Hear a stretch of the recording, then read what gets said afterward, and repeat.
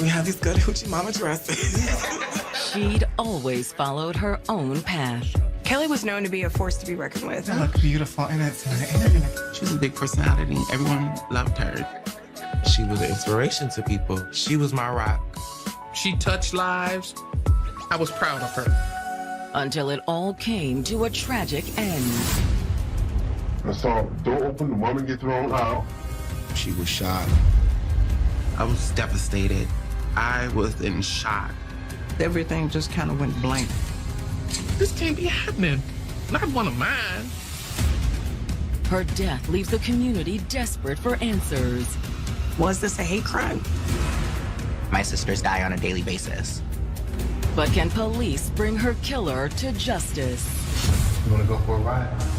He's portraying himself as a good Samaritan. But what's the story here? There's definitely more to it. I was angry.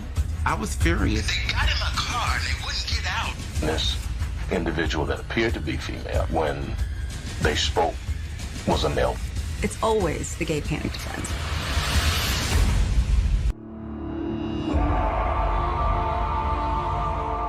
December 7th, 2018.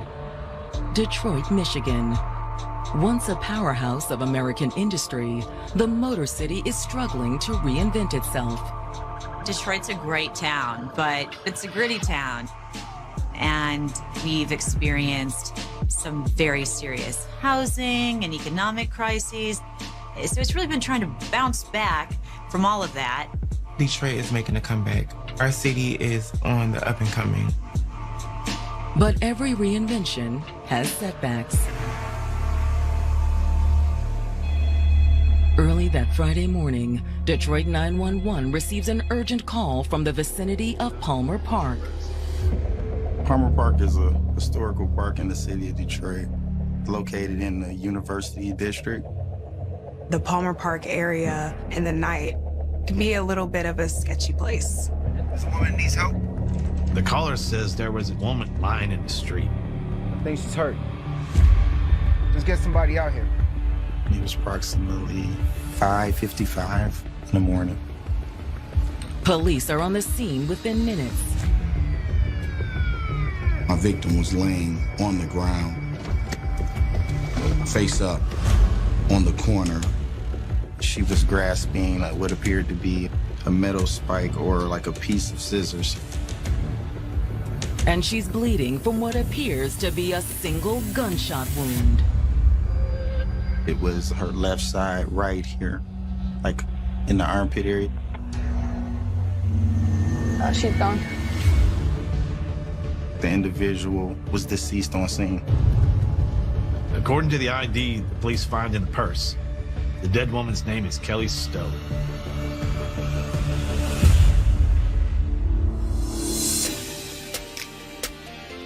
"36-year-old Kelly Stowe always had a strong sense of self." Kelly was a force to be reckoned with. She had her own thoughts, her own mind, but she was very special.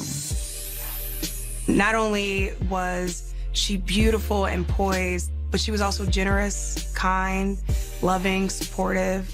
The community loved her.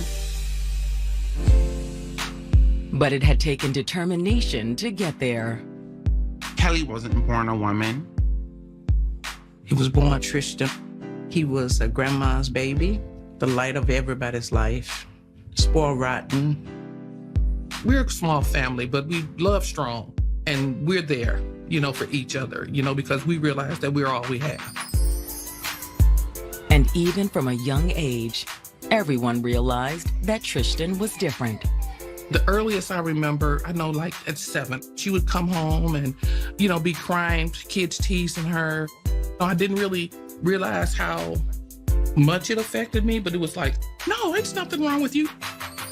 God don't make no mistakes. Throughout high school, Tristan struggled to fit in. She got into sports. She started off with track. She did pretty good. Then she got into football, and me and her dad made her stay with football. She hated it. We found out years later she hated football, but she stayed with it. She was well known for her athleticism. She got a partial scholarship to college and everything. But her heart was never truly in it. It was rough in college. She ended up doing 2 years and then decided to come home. And when she came home, she finally started to embrace her true self. We talked about careers, what you want to do. So she was always in fashion and makeup and things of that nature. So we found the International Institute for Design and Technology. She enrolled there. It was like, oh gosh, she finally found a school where she felt like she fit in. Thank God. From there, she just flourished.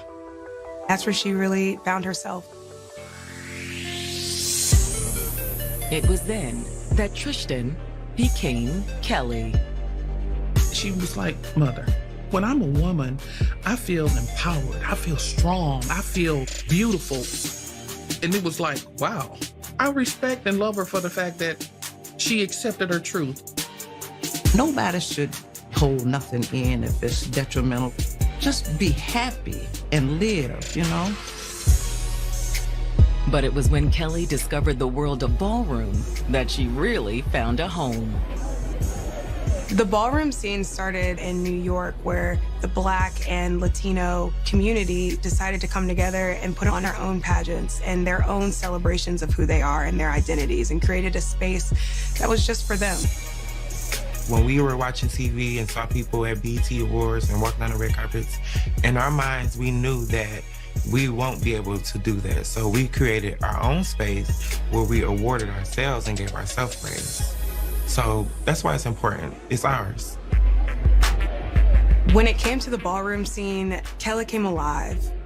People could recognize her from a mile away. 6'4" stature, beautiful, confident. She was a winner. When she stepped on the floor, she won. And if she didn't win, like, you knew she was there. But Kelly was more than just a fierce competitor. Girl, try this one on too. Stop playing. She was also a role model. I didn't know how to do hair and makeup when I was younger, so of course she taught me. This is a good braid of hair. What kind of braid is this, honey? She did my hair, she dressed me. She gave me the motivation. She let me know that I could do it. Hey, Mom, you're castle. She was my rock. She was my big sister, but she also was my mentor. But now, the special woman who commanded the ballroom floor lies dead on a Detroit street corner. She succumbed to a gunshot wound. Other than her personal effects, there was one spent shell casing. And while Kelly died clutching half of a pair of scissors in her hand, there is no sign of a gun. It's definitely a homicide. But could it be more than that? We've got one female deceased. Can you go ahead and start major crimes in the ME? A transgender woman had been murdered.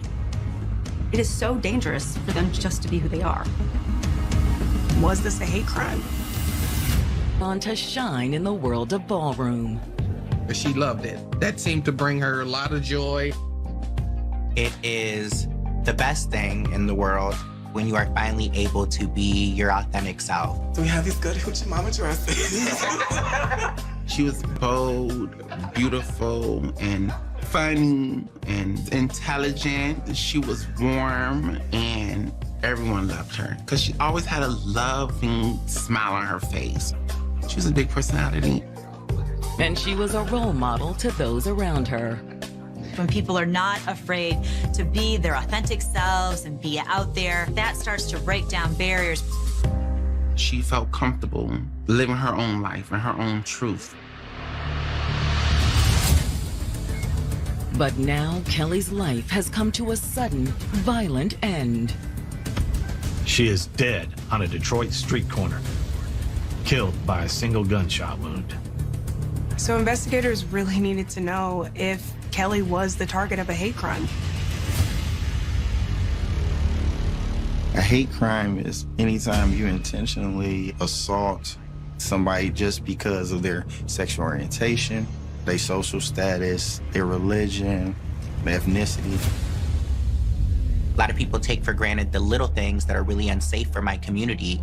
It's not safe for every trans person to take the bus or go to the gas station to get a pack of cigarettes. The daily things that we take for granted are some of the reasons as to why my sisters die on a daily basis.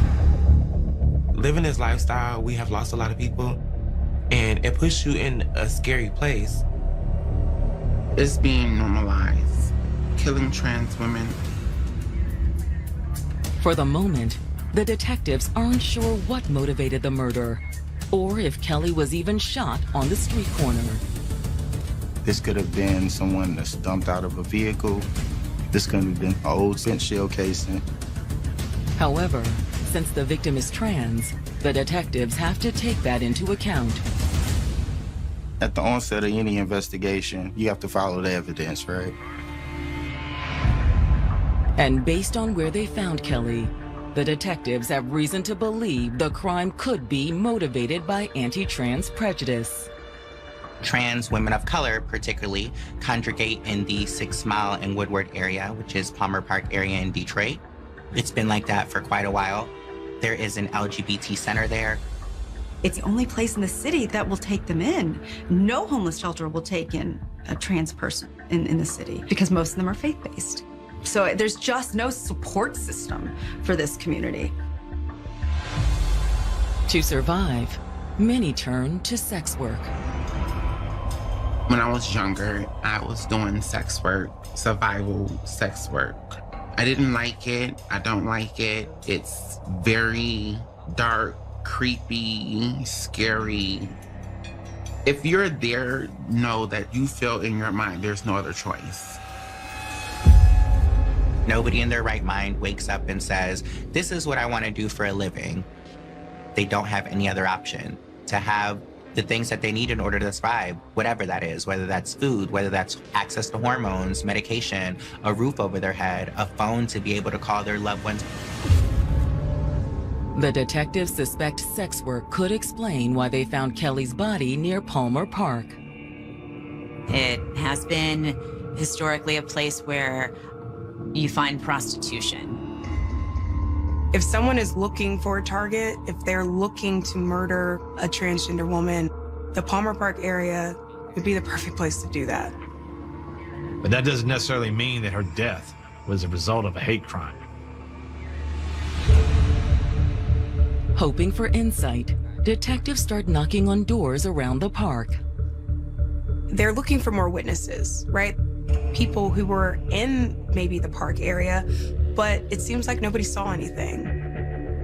A lot of times, the community doesn't want to step forward. A lot of times, it's mistrust of the police. They don't want to be targeted themselves or retaliated against. We can do what we can, but they still have to live in that community at the end of the day. However, the canvas does produce one thing that could be useful. There was a church across the street that had video. But before the detectives can get a copy of the video, 911 dispatch gets another urgent call. The call came in about 6:30 in the morning. I like to report a shooting. It's coming from a gentleman who says that he experienced a robbery in the area earlier that morning.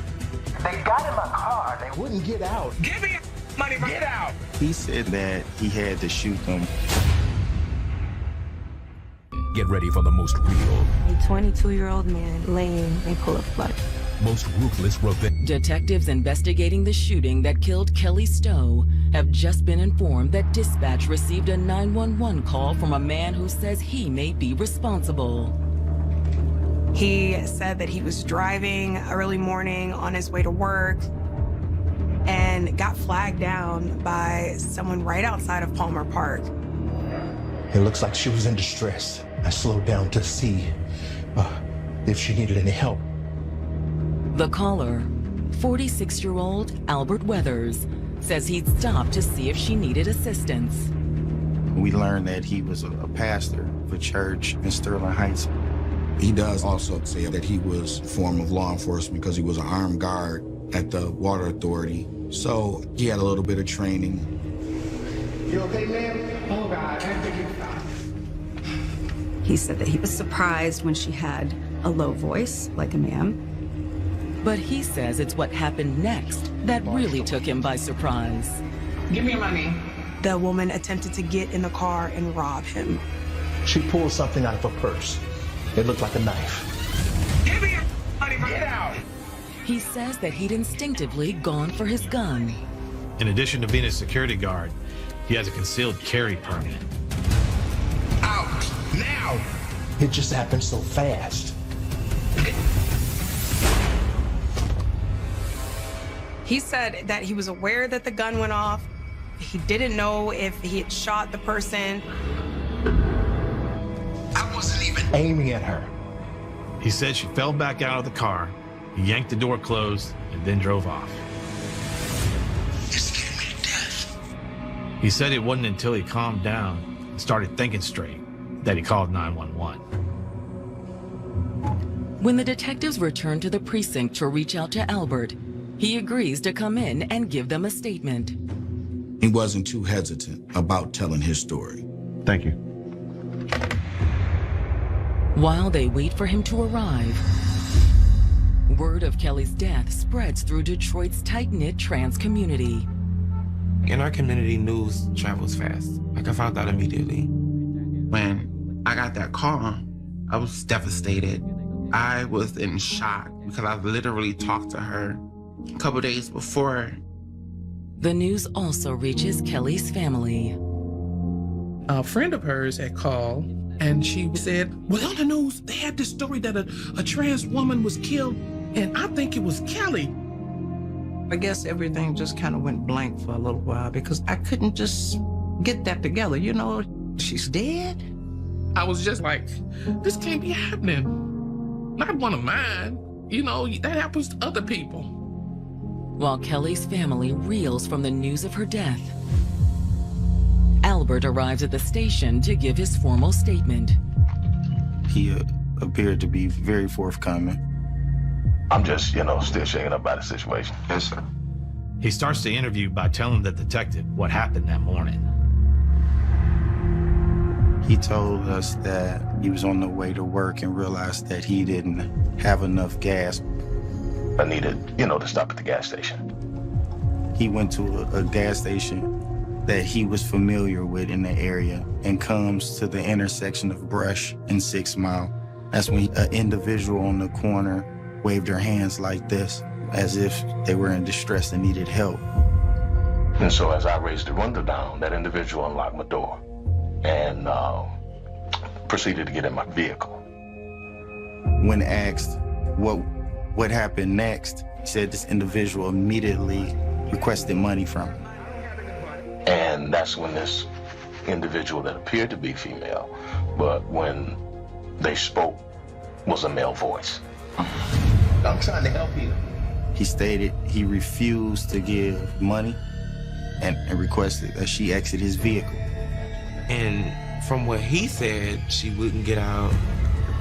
Albert says that's when Kelly had pulled something from her bag. Something metal. It was metal. He cross-drew his firearm, instructed Kelly to exit his vehicle again. You gonna pull a gun? And actually, instead of being scared by the pistol, the woman actually just started yelling. And then they kind of was coming toward me. That's when the gun went off. He stated that she collapsed to the ground and he closed his door. He drove away and went to work. You called the police when you got to your job? Not when I got there, no. He explained that he was all riled up and needed to calm down before he called the police. He spoke articulate. He was to the point. He dialed in on this conversation when he spoke to you to make sure you understood. He was portraying himself as a good Samaritan when he was met with not only a hostile person, but with the threat of being robbed. But the detective can't help but wonder if Albert is telling the whole story. So he just happens to stop and help a transgender woman in an area that's known for prostitution? People going to this area, they know what they're looking for. After taking Albert's statement, the detectives do a little digging into the alleged Good Samaritan. He has no record. Everything is clean. He was a family man. He was an upstanding citizen, a husband, a father, all the things that you think a pastor should be. And they were able to find the conceal and carry license that he claimed to have. The detectives also look into Kelly's criminal history. Kelly didn't have much of a record either. There's certainly nothing to suggest that she would have attempted robbery. What's the story here? There's definitely more to it. Hoping to find out, the detective's next move is to follow up with the man who made the original 911 call. He didn't see the actual shooting or heard the shooting, but he saw a man push a woman out of a car. And as it turns out, that's not all he saw. Then some man got off in the driver's side, snatched the phone out of her hand. Detroit detectives investigating the shooting that killed Kelly Stowe are following up with the witness who first called 911. And he tells police he's just been passing through the area on his way to work that morning. I just used to go upstairs, and all of a sudden, it would come out with somebody being thrown outside. He didn't hear any gunshots, and he also didn't see any arguing. The car had stopped, and there's a realize me. I saw the door open, the woman get thrown out. He could tell that the woman had a phone in her hand. He could see the light from the screen. Then the witness says he saw a man get out of the driver's side of the car and cross to the woman on the pavement. They snatched the phone out of her hand, and they got back in the car. They then leave heading towards 75 area, which would be east of that location. You said you saw him walk around the curb? Where? After the man drove away, he saw the woman on the street, and it was clear that she was in pain. He says he then drove slowly past the woman to check on her. I could tell they were moving, like wincing. So that's told me to call the emergency police to somebody over there. Yeah, there's a woman that needs help. But he had no idea she'd been shot. Did you hear any gunfire? No weapons. Like I said, I couldn't tell since she was moving, so I didn't see anything done to her. Did you see him assault her or assault him at all? Any kind? Just nobody else in the vehicles. None that I can tell. I just know from the passenger side, she was thrown from the car. Parts of what the witness says fits with what Albert has already told detectives. He said that he shot her, and he kind of just let her drop out the car. But the witness also saw things Albert hadn't mentioned. Albert never said anything about Kelly having a phone. So now we have two stories happening. There may be a way for detectives to uncover the truth. During the initial canvass, detectives noted that there was a church nearby that had cameras that covered the area where the incident had occurred.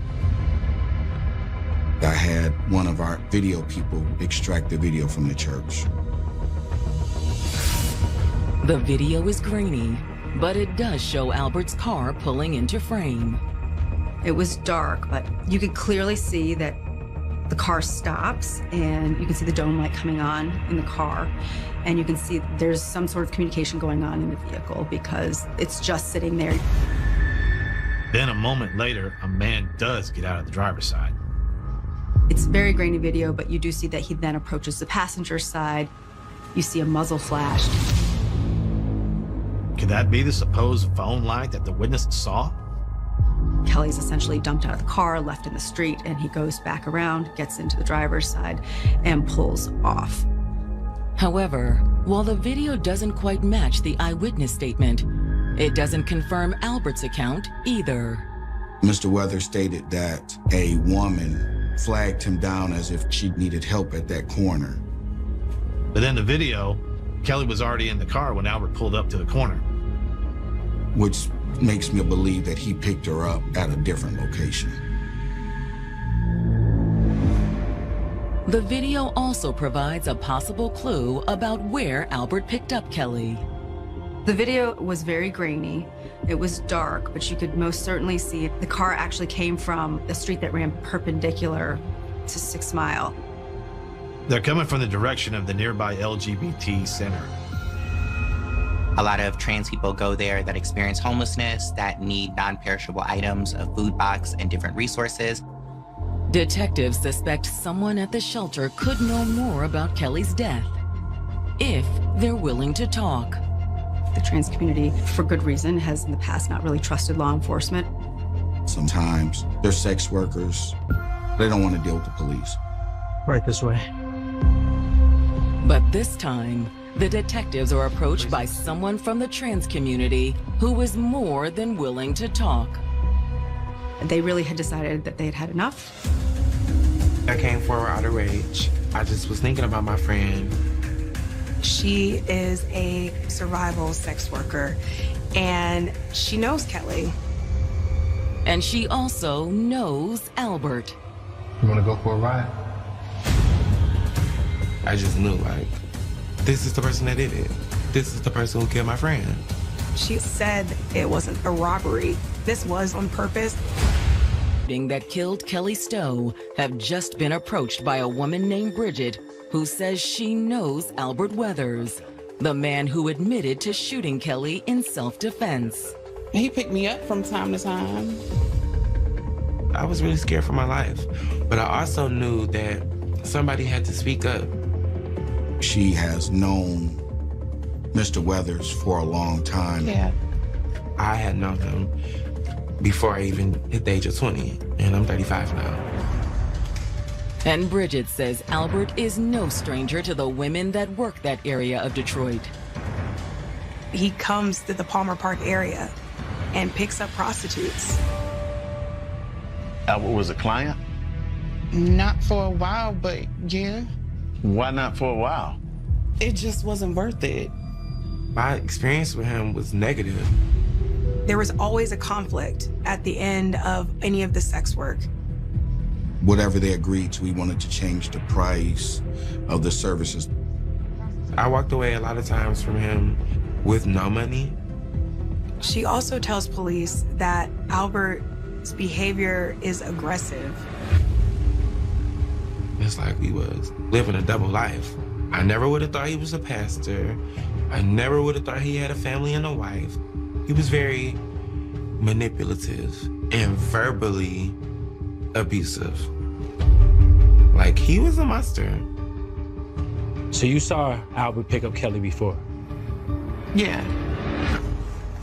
She had been on dates with him. I won't be able to say how many, but I knew that she was familiar with him. That just changed everything and completely blew his story out of the water. Well, we'll be in touch. I don't see you out. After talking to Bridget, the detectives turn back to Albert. He sticks to his story at first. Well, I already told you. I saw her on the corner. What if I told you that we had evidence that you're lying? What evidence? I explained we have video. The video was grainy, but it showed that no one was walking in that area at that corner. Okay.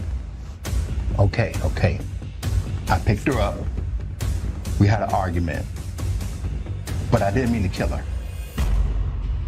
He said he pulled the trigger by mistake. I just wanted her out of my car. Why didn't you just call 911? I was scared. Scared of what?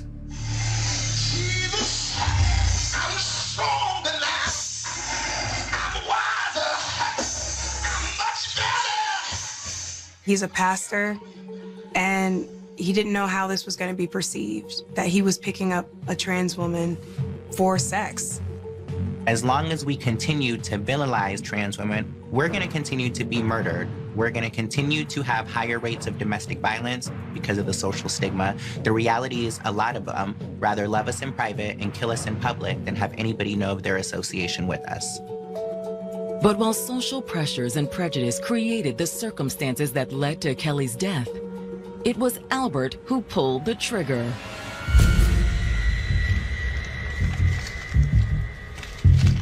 I think that It had more so to do with Get out. Where's the rest of it? Mr. Weathers not willing to pay for some service. Where's the rest of my money at? Stop playing with me. I asked you to get out. I'm not going nowhere. You're going to give me the rest of my money that you owe me. You got the right one today. I'm not gonna say it was premeditated, but I just felt like he already was ready for this type of situation. I don't know what you walking over here for. I'm not going nowhere. You're going to give me the rest of my money. Out. He pulled the trigger and shot her one time. And then he just left and went to work, like a normal day. The way that he left her in the street and drove away, it's sickening. I don't think he saw us as people. I think he saw us as a lot of people do, a fetish. It became pretty clear that he wasn't the upstanding pastor and father and husband that he had claimed to be. Miss Albert, stand up. After the interview, the detectives charge Albert with the murder of Kelly Stowe. I was like, thank God. I don't have to go through life wondering who did this and why. I was relieved, but I was more relieved that he wouldn't hurt nobody else, so to speak, because it's a lot of young trans ladies down there. I was excited, but I also was anxious to know what was the next step. The prosecutors were just as anxious. At the time, I was a prosecutor in Wayne County and working in the homicide division. So Prosecutor Worthy and Dana Nessel, who is now our Attorney General, put together the Fair Michigan Justice Project. They asked if I would come in to prosecute, to start tackling the violence in that 6 Mile Woodward area against the trans community. It has changed astronomically my community's view on law enforcement, interacting with law enforcement. Our trans community, I think, is feeling a little more comfortable coming forward. But then, just 6 months after the arrest, there's a development in the case that could undo all that progress. Albert Weathers was granted a bond hearing. When you're charged with murder, typically you are not granted bond. But the judge in this instance sets Albert's bond at $100,000. Only 10% has to be paid. So with $10,000, Albert's a free man. I was angry. I was furious, to be honest. They literally just let a murderer go. 46-year-old Albert Weathers has been released on bond after his arrest for the murder of Kelly Stowe. During that hearing, the judge repeatedly asked the prosecutor what would be the harm in allowing him to be back on the streets until trial. But the judge says Albert is a pastor, doesn't have any priors, and is not considered a flight risk. Kelly was a victim in this case, and the defendant threw her out like she was trash and drove away and left her to die. The prosecutor goes on to try to remind the judge that he waited an hour to figure out what story he was going to come up with to tell the police. The judge then says he understands all of that. But how is that a threat to other people? I was pretty upset about it because the judge, in this case, stated on the record that they did not believe him to be a danger to the general community. So this was another instance of danger to the trans community not registering. We were just all looking like, huh? Like another slap to the face, another like, y'all don't matter. I was just angry. Oh my God, why he need to be out on bond? He may go and mess with somebody else. This is not the first person that he got physical with, and I just feel like he's gonna do it again. I'm next, is what I thought. Because I was the only person who came forward to identify him.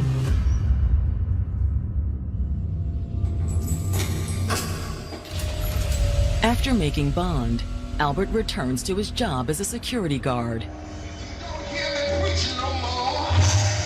And to his church. He even officiated at a wedding. It was crazy. It was more like manipulation. I wanted to go to his church. I wanted to rally like a group of people together just to go to his church on one good Sunday, right? Because I wanted to know if his congregation really knew who was sitting behind that pulpit. Albert spends the next 4 years out on bond awaiting trial. With the COVID, the pandemic, everything got pushed back and pushed back and pushed back. It really had everyone asking, is he ever going to be on trial? I had to just say, okay, God, revenge is yours, because it's going to come to an end eventually.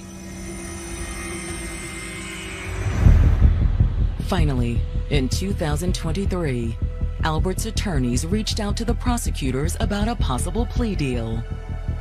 I feel that we had a good chance of, obviously, a conviction. And defendants, when they see an onslaught of evidence, they make decisions based on that. I think we all know that Albert Weathers had a history of soliciting transgender prostitutes.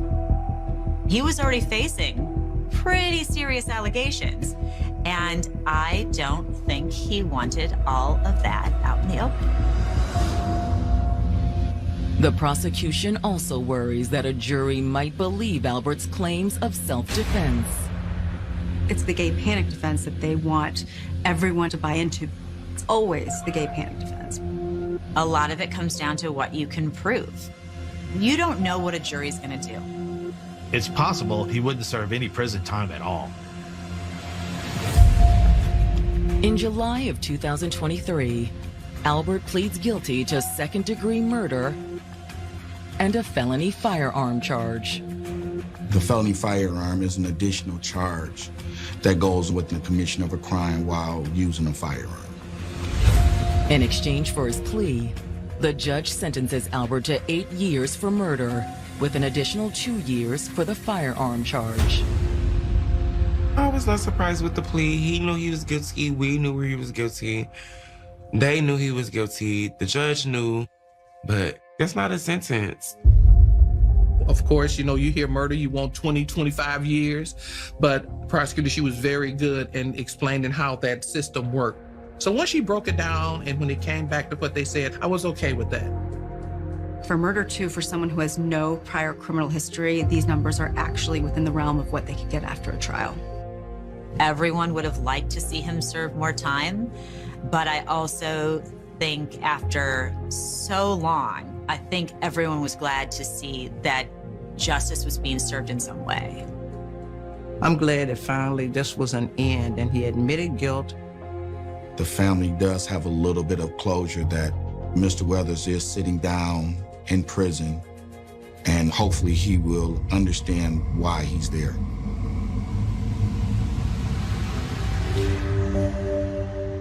And while that hardly makes up for the loss of Kelly's life, those that loved her are dedicated to ensuring that others don't suffer the same fate. I didn't get a chance to save my friend. Like, I'm an advocate in the community now. What happened to Kelly and what has happened to so many other transgender women of color who find themselves in survival sex work is that they couldn't find work elsewhere. So the lesson for all of us is to just tear down these barriers. Allies, let's create businesses, let's create opportunities. If we all sit at a table, right, we can build.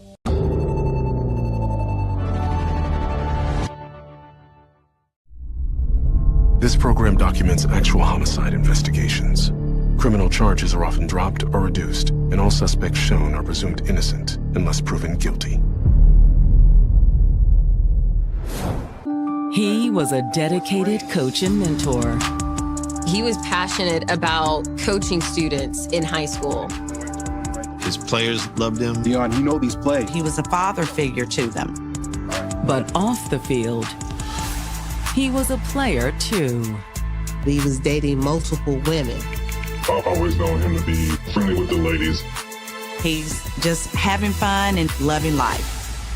Until it came to a shocking end. There's a foul odor coming out of the house. He's been shot multiple times. These kinds of crimes are passion-filled. There was no denying it was rage. He better watch his back. And there is no shortage of suspects. It was such an unveiling of secrets that came out. His lifestyle didn't fit into the mold. Couples wanted to meet other couples, they just wanted to have sexual experiences. Perhaps we're dealing with a jealous husband. I really liked Steve. And a couple of weeks later, he did. 2016. For most of the country, September signals the start of fall. But in Houston, Texas, it's the beginning of something bigger. Football season. Everything's bigger in Texas, but high school. Football, especially in Houston, is large. It's a large part of our community. Friday nights, when the lights go up, it brings out a culture that doesn't exist in other places. Friday nights are something that people live for down here. It's a ritual. They just get together and watch the game together, and win or lose, there's a camaraderie about it that brings people together. And when someone misses a game, people notice. Oh, there you go, right there. What up? What's up, sis? Hey, what's up? Sorry I'm late, man. Y'all Kev here yet?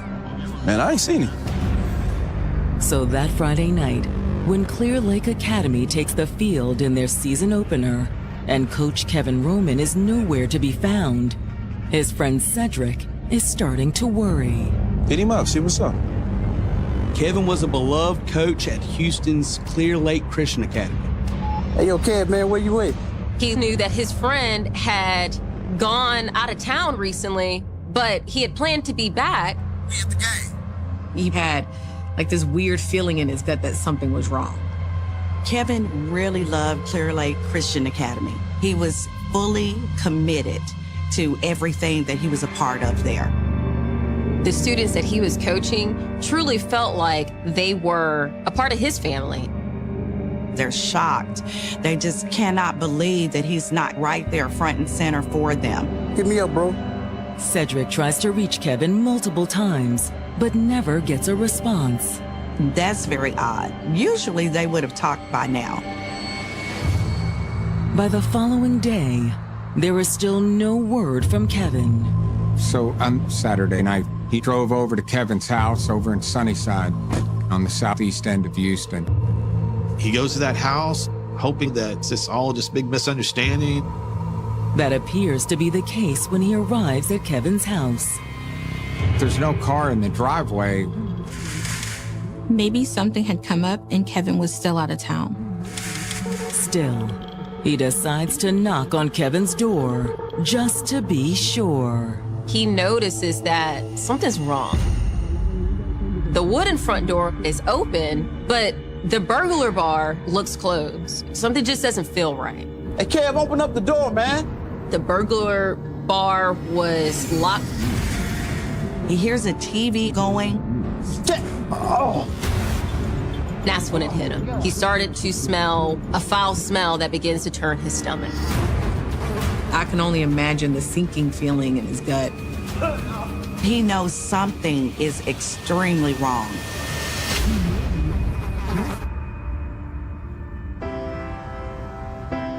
Kevin Roman was one of the most popular football coaches in the Houston area.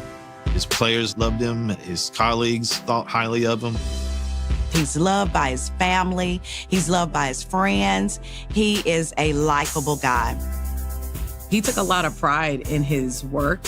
He took a lot of pride in his position in these boys' lives. A Grambling State alum from Louisiana, Kevin had moved to Houston for a coaching job at Clear Lake Christian Academy. We're gonna win. Right. Kevin Roman is a guy with a strong foundation, a strong Christian foundation. Yeah. Kevin was the son of a preacher. Godly principles was something he had been taught since he was just a baby and growing up. And so he, in turn, tried to give that back to those around him. Let's bow our heads. Go in prayer. Students he taught, the football players he coached, his friends. In other words, Clear Lake Christian appeared to be a perfect fit. Kevin was passionate about the Clear Lake community. Clear Lake Christian embraced its youthful new coach, too. In the communities that surround Houston, the coaches and the families all are unified as one big family. Oftentimes you find that the families look up to the coaches. They are bigger than life, almost like heroes. A lot of people are looking at you and depend on you, but it is a lot of stress, a lot of pressure. Your position is very, very public. With football in this community specifically, football coaches can easily become the local celebrities. Hey, Coach. Hey, Miss Anderson. How you doing? Parents loved him. It was clear that they loved him. It's nice to see you. All right, it's nice to see you too. And Kevin was just as popular off the field. Kevin is a single guy. He's very involved on the dating scene. He enjoys dating multiple women, being involved in multiple relationships.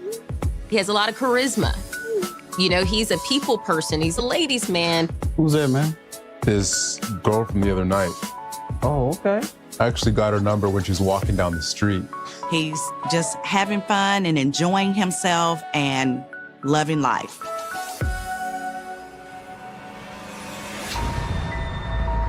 But now, this beloved coach is missing, and his friend Cedric fears the worst. Houston Fire and Medical, what is your emergency there? I have a friend that I haven't heard from for a week. I came by. It looked like the door is propped open, and there's a foul odor coming out of the house. Within minutes of the 911 call, Houston police arrive at Kevin's rental home.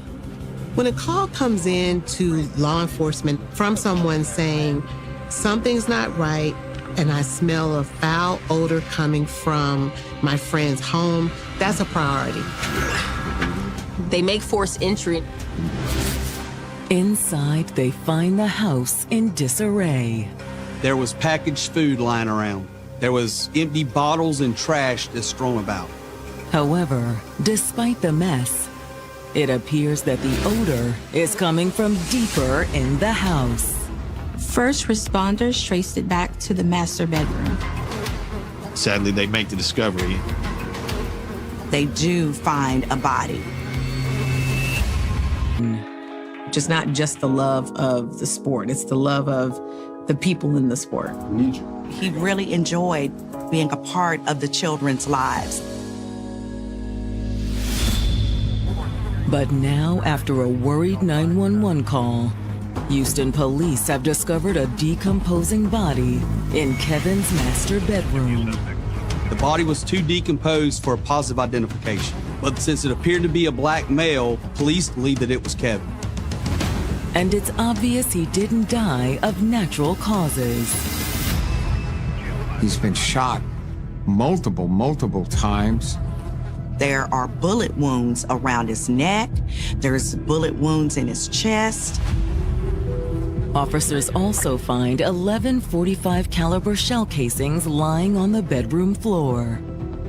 To be shot 11 times, right there indicates a passion killing.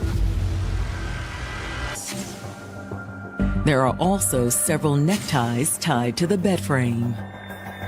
It seemed as if someone was tied up. Are the detectives dealing with some sort of domestic drama? It could have been someone that he was dating. There was no forced entry. So that's an indicative of that he knew his killer.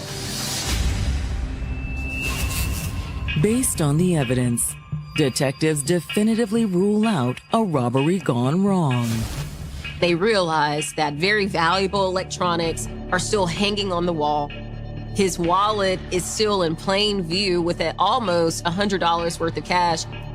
The only things missing are Kevin's phone and his vehicle. Did the person who did this steal the car? That is a physical piece of evidence that we need to locate. After issuing a be on the lookout for Kevin's missing Jeep, detectives ask his friend Cedric to come down to the station for a formal statement.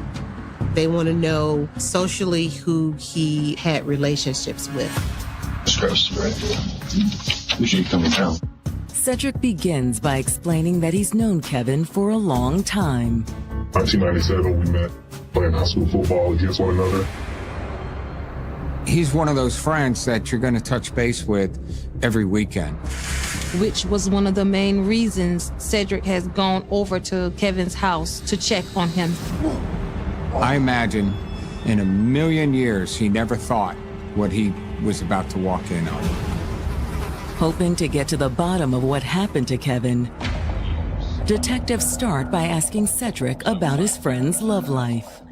That's when Cedric explained that Coach Kevin was a player on and off the field. I've always known him to have different relationships or sexual partners. He was dating multiple women. It appears that none of them were really his girlfriend.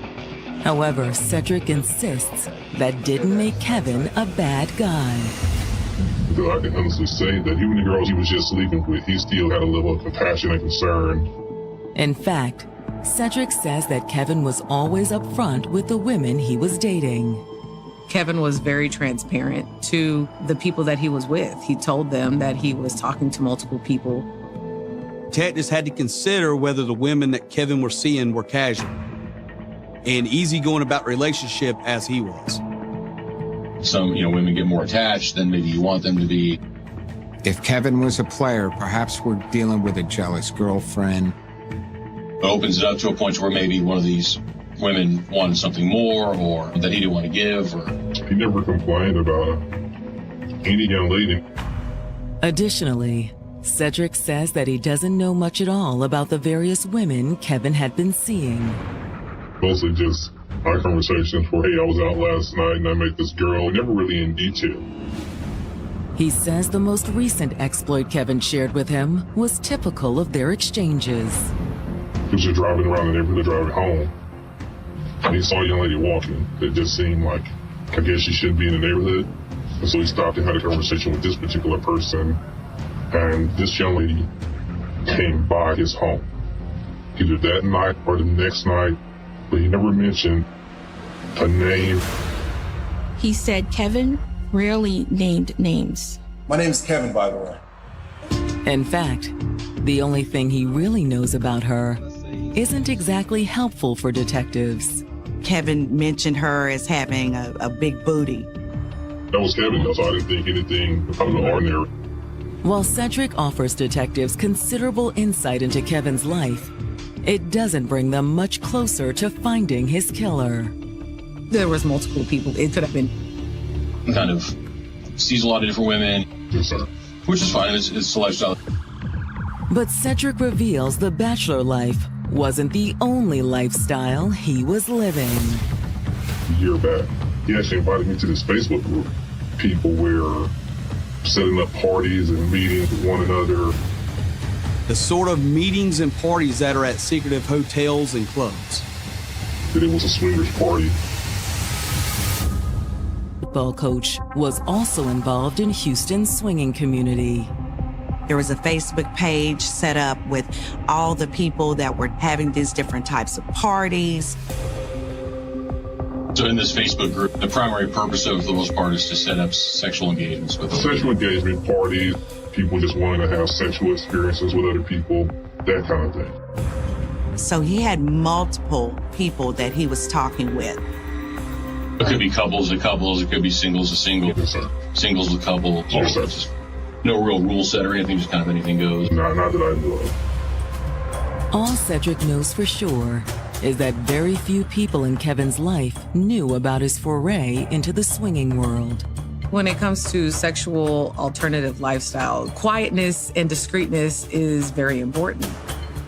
Kevin was a beloved coach at a Christian academy, so he had even more reason to be discreet. His lifestyle didn't fit into the mold of what was expected. After talking to Cedric, the detectives delve into the shadowy online world of Houston's swinging community. Investigators try to figure out, whether or not there was a lead there. Finding one would take time. There are lots of different groups, and most users go by pseudonyms. Detectives also follow up on their one solid lead: Kevin's missing Jeep. They contacted the dealership in which Kevin Roman purchased his Jeep from, and the dealership let him know, hey, we're able to track it because there should be a GPS device on it.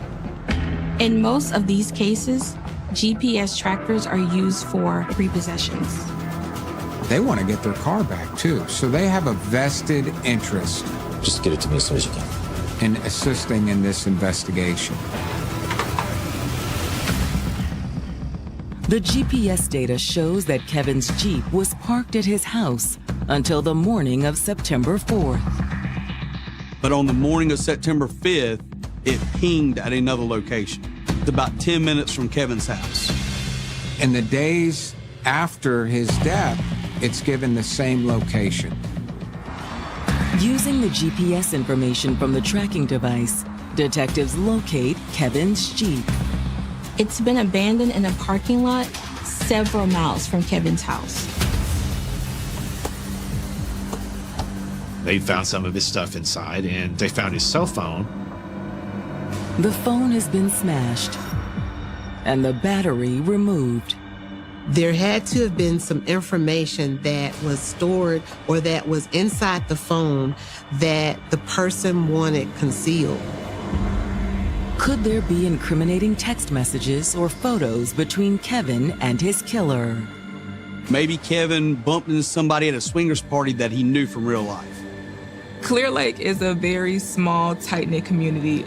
Most people know each other, or their children have gone to school with one another. And being a part of a swingers community, it raised a lot of red flags. Hoping for answers, detectives send the cell phone off to the lab. Despite the condition of the phone, there's a chance that computer forensics can reconstruct some of the data. But while they're waiting, the detectives get a call from Kevin's landlord. What he tells them introduces a new level of the investigation. Kevin is about 3 months behind on his rent. The landlord wanted the detectives to release the apartment so he could rent it out again and recoup some of the money. He also explains why Kevin was short of cash. Kevin had recently lost his position at Clear Lake Christian after a new coach was hired. Unfortunately, due to the politics of football, once a new head coach came in, he decided that he wanted to pretty much clean house, and he let Kevin Roman go. He's had to take a job that he's not getting paid as much as he was. That put him in a bind financially. Could Kevin's money troubles have something to do with his death? Maybe this is not a jealous lover at all. Maybe this is somebody who's upset about their money that Kevin may have owed them. The theory sounds even more plausible after another friend of Kevin's reaches out to detectives. He told detectives that Kevin owed one of his old girlfriends money. Her name is Nikita Woodson. Nikita Woodson has gone to social media about how upset she is about the amount of money that Kevin owes her. And when Kevin's friend sits down with detectives, he says she was looking to collect.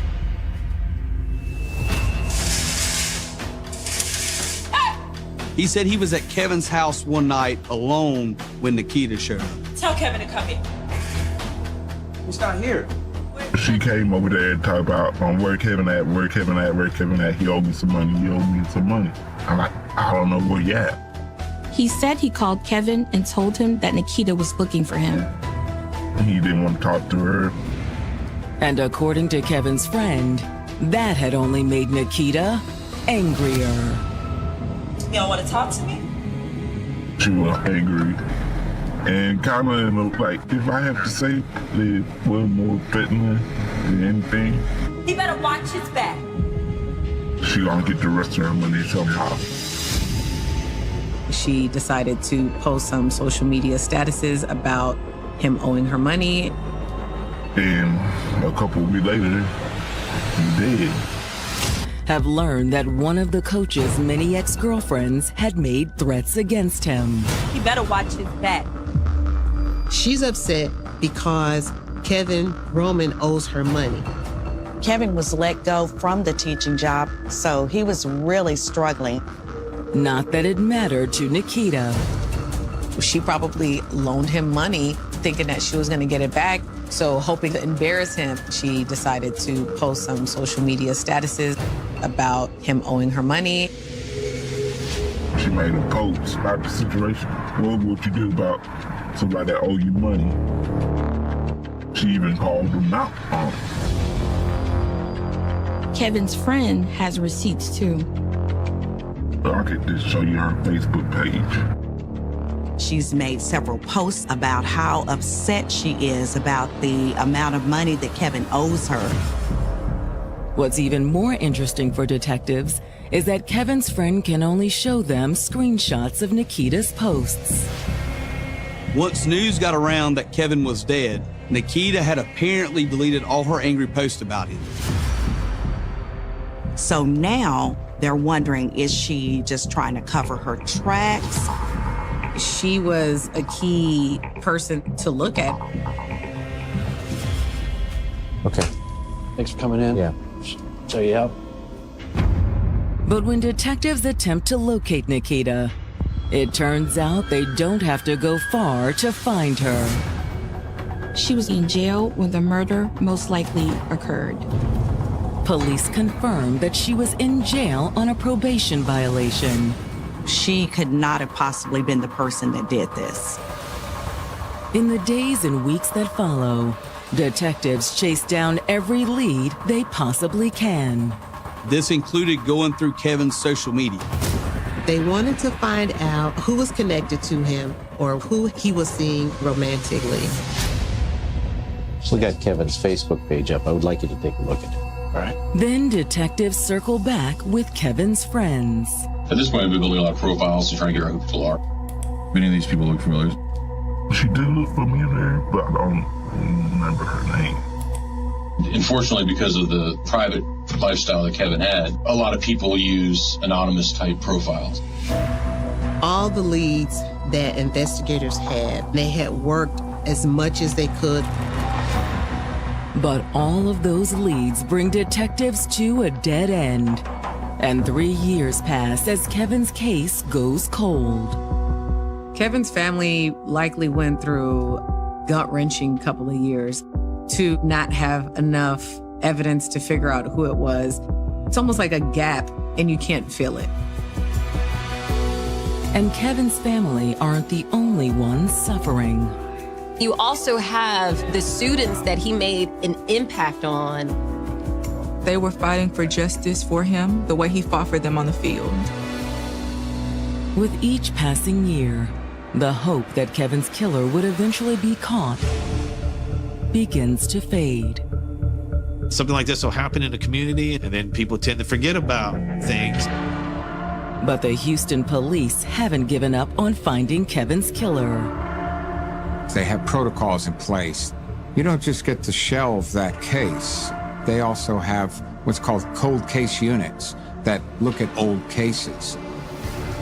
In July of 2019, the Cold Case Unit reopens the Kevin Roman murder file. So now we've got a fresh pair of eyes that are looking at this case. The first thing of interest to the new detective is the demolished phone found in Kevin's Jeep. They thought with advancements in technology, something could be recovered. But in the meantime, they pulled the phone records. They crushed the phone, so clearly anything linked to the phone should be investigated. Sifting through Kevin's phone records, the cold case detective spots something intriguing.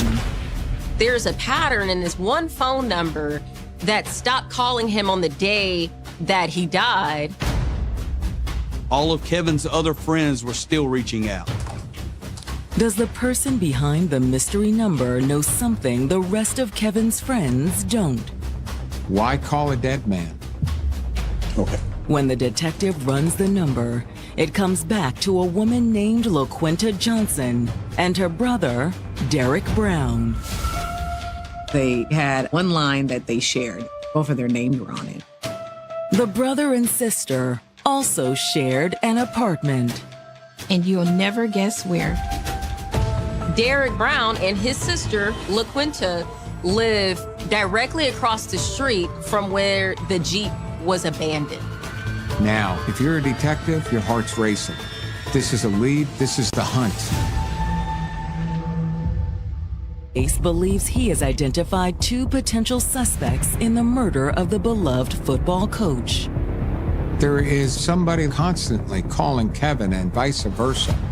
And suddenly, from about the time that they believed Kevin was murdered, there's no communication at all. The number that had suddenly stopped calling belongs to LaQuinta Johnson and her brother, Derek Brown. They lived across the street from where the car was found. So now the detective is thinking, did Kevin have a relationship with LaQuinta? Or was Derek possibly the connection? Hoping to learn more, the detective runs background checks on the siblings. When you look up both names, one person has a criminal record, Derek. It was mostly petty stuff, nothing that screamed hardened killer. But there is one seemingly minor incident on Derek's rap sheet that raises a red flag. A routine traffic stop on September 12th, 2016. That's 2 days after they find Kevin's body. There was a weapon in the car. It was a .45 caliber handgun. It's the same type of weapon that killed Kevin. He was thrown in jail for unlawfully carrying of a weapon. He's a convicted felon and can't legally own the gun. However, the gun charges were eventually dropped. His girlfriend claims that that is her gun, and so he is released. But the gun was still sitting in the department's evidence room.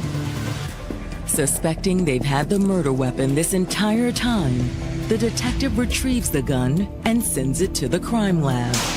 Through ballistics, they had ascertained that that gun matched up with the bullets found at the crime scene. Sure enough, it is actually the gun that killed Kevin. But does that mean Derek killed Kevin? Just because he had the gun in his car does not automatically mean he did it. Or could it be LaQuinta?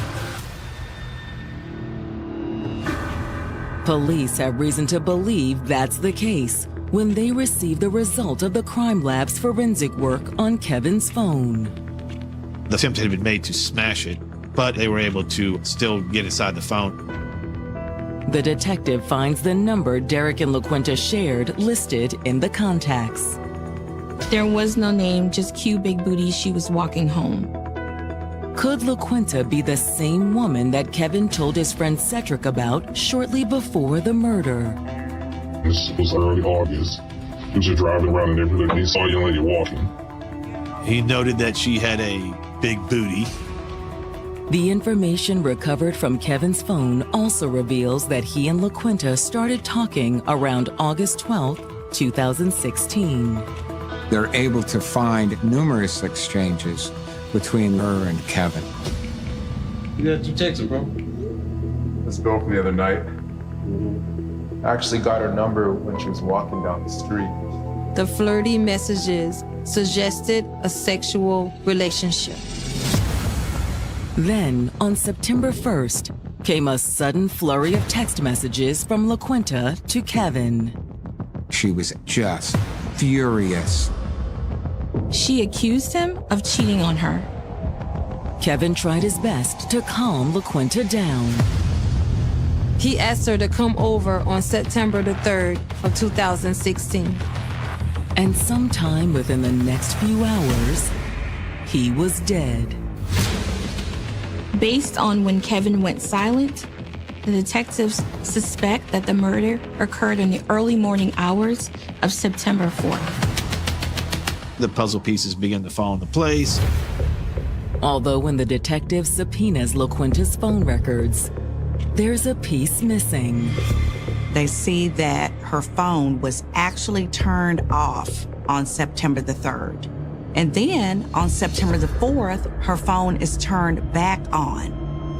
The first ping when her phone turned back on was at 6:01 a.m. on September 4, 2016.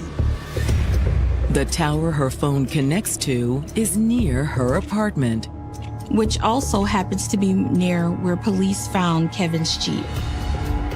The first call she makes after that is to another number registered to her brother, who was later arrested with the murder weapon in his car. So this shows some unusual behavior. Digging deeper, the detective learns that LaQuinta also received several calls from her brother while he was in jail on the weapons charge. This was after the traffic stop where, although they did not know it at the time, police located the murder weapon. Well, the police pulled the phone records. When you're inside of a police building or in the county jail, all of your activities are seen, all of your phone calls recorded. Hello? And what the tapes reveal is damning. I thought you were going to get rid of it. They can't trace it back. He's telling her, don't worry about it. But they're going to come after you for it. Of investigating the murder of beloved high school football coach Kevin Roman has uncovered a series of potentially incriminating jailhouse phone calls between LaQuinta Johnson and her brother, Derek Brown. The calls occurred when Derek was in jail, after officers found a .45 caliber handgun in his possession during a traffic stop. He was caught with the murder weapon. But does that mean he was Kevin's killer? I told you what to do with it. After listening to Derek's conversation with LaQuinta, the detective isn't so sure. What is she saying? I can't let you do time for me. And other indications implying that perhaps she is the killer and not her brother. I'll tell you after you're done. Get up, your hands up. Sorry. Why is y'all arresting me, sir? Based on the evidence in the tapes, Houston police take LaQuinta into custody and bring her in for questioning. They get what's called the probable cause warrant. She started out trying to minimize her relationship with Kevin. Did you ever go out with a guy named Kevin Roman? Kevin? Yeah, that name does sound familiar, though. Okay. If I show you a picture, maybe it'll help refresh your memory. This guy? Yes. We dated, not nothing serious. Fed up with LaQuinta's stonewalling, the detective cuts to the chase. All I know is you're involved with Kevin up until September 4th, and then you never called him. And you're at his place, and then you leave that morning. And his car ends up parked at the complex across the street from where you were living at the time. And your brother shows up with the gun that killed him. There's got to be an explanation for that, LaQuinta. Begins to look like, her brother is going to go down for this. That's all it takes for LaQuinta to crack. Just leave my brother out of this because he did not have nothing to do with it. He never gave me no gun. None of that. Then what happened? I'm telling you what happened, sir. He didn't have nothing to do with it. She didn't want to feel guilty about her brother going down for something that she did. You did. I did it. I did it, sir. She begins to confess, to tell him this is what really happened. LaQuinta admits to meeting up with Kevin the night of September 4th, 2016. They went out, they went back to his house, and they had sex. But then, after Kevin had fallen asleep, she decided to do a little snooping. I went through the phone. Okay. I got drugs. I like to use sweeter drugs. She apparently had feelings for Kevin Roman that he was not returning. She wanted to be in a relationship with a man who didn't want to be in a monogamous relationship with her. It's not fair play. She was experiencing a lot of intense emotions. Things like rage, anger, extreme sadness, frustration. According to LaQuinta, all those emotions took over on the night of the murder. And that gun was not in Kevin's house. That was yours? I brought it with me. Like I always carry it with me. And that night, she used it. I stood over him and shot him in the head. Her act was impulsive. The shooting of him was very impulsive, and it is congruent with someone who doesn't have emotional regulation. Before the detectives book her into the jail on murder charges, LaQuinta records a video for her brother. Whatever you have to do, you tell them, you testify against me, you didn't know nothing about it. You didn't have anything to do with it. I did everything myself.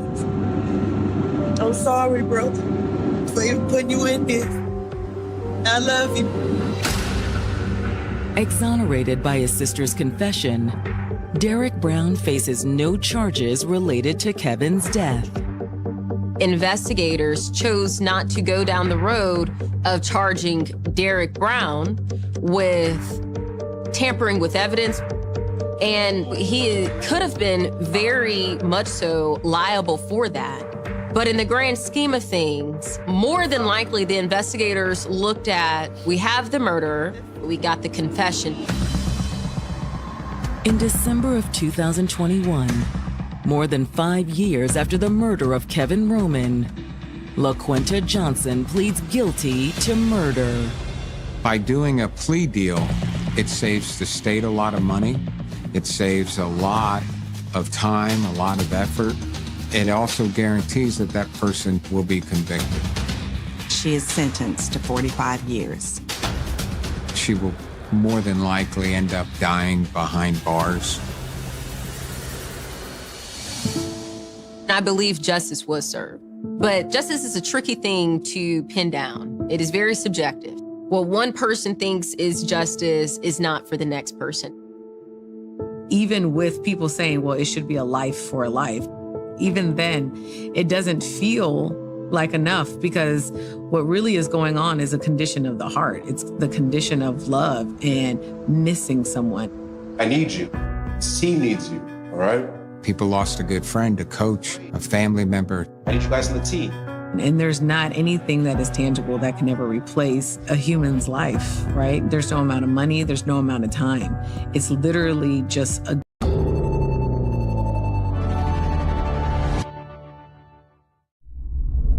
This program documents actual homicide investigations. Criminal charges are often dropped or reduced, and all suspects shown are presumed innocent unless proven guilty. Thank you. She was a single empty nester, making a new beginning. It's like your life restarts. She's making moves. Things are happening for her. A new city, a new job, and a new man. Things are going very well. He's just what she needs. She's successful, she's in love, everything falls in place. But then she disappears without a trace. You coming home tonight or what? Call him when you get his message. Have you heard anything from her? Yes, sir. Her SUV had been parked in the same spot, and that's what prompted him to call the police. But he isn't the only one worried. Her daughter hadn't heard from her in like 5 days. She was afraid something like this might happen. And the search for answers will reveal why. He served more than 20 years in prison. He had all these years to think about the mistakes that he had made. You just simply can't get away with murder anymore.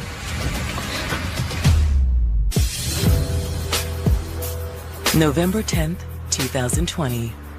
It's a busy Tuesday in Atlanta, Georgia, where life is just starting to return to normal after COVID-19 turned everything upside down. The shutdown really impacted people and their feeling isolated and their connection to people. And then I noticed that folks were outside, you know, at restaurants like life was normal again. People were still cautious, but people were happy to get back out. And I think it was a big sigh of relief to be back into the world. People started to feel like themselves again.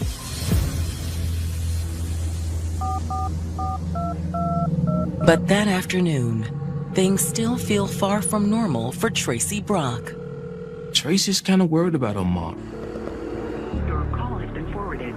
Tracy, who lives in Indiana, speaks to her mom, Shawn Macklin, in Atlanta almost every day. I've been trying to reach you all weekend. She considered her mom kind of like her best friend. And now here we are in the pandemic, in the midst of it. She doesn't know what's happening. She can't get in touch with her mom. Call me. Love you. It's now been 5 days since they last spoke. Tracy is concerned, so she calls and asks the police to go by there to do a welfare check. Atlanta non-emergency, how can I help you? Hello. I'm calling to request a welfare check on my mom. She has a broken foot. Her mother had just hurt her foot, so she had a boot on her leg. Tracy was concerned, had her mother fallen and couldn't get up. I'm just worried.